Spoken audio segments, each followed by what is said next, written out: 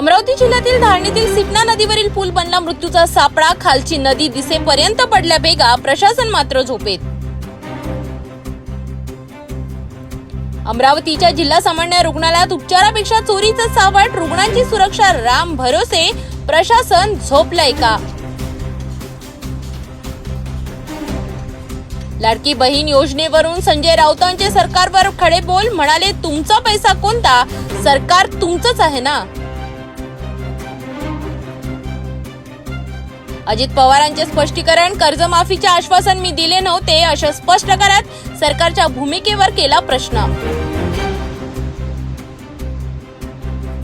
शेतकरी कर्जमाफीची प्रतीक्षा संपणार, भाजप आमदाराचे विधान, लवकरच कर्जमाफी जाहीर होण्याची शक्यता।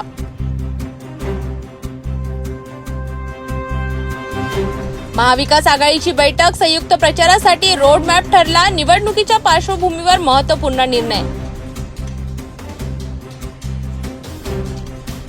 अवकाळी पावसामुळे राज्यात पिकांचे नुकसान, राज्यात अवकाळी पावसामुळे शेतकऱ्यांचे मोठे नुकसान झाले असून सरकारकडून मदतीची मागणी।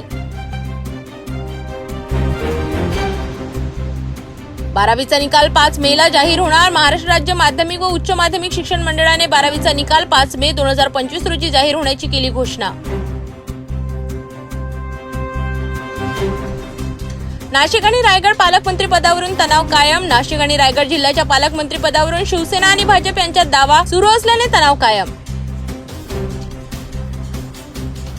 महाराष्ट्र सरकारच्या 100 दिवसाच्या कामकाजाचा आढावा वादग्रस्त, महाराष्ट्र सरकारच्या 100 दिवसांच्या कामकाजाचा आढावा, विरोधकांनी पब्लिसिटी स्टंट म्हणून हल्ला केला।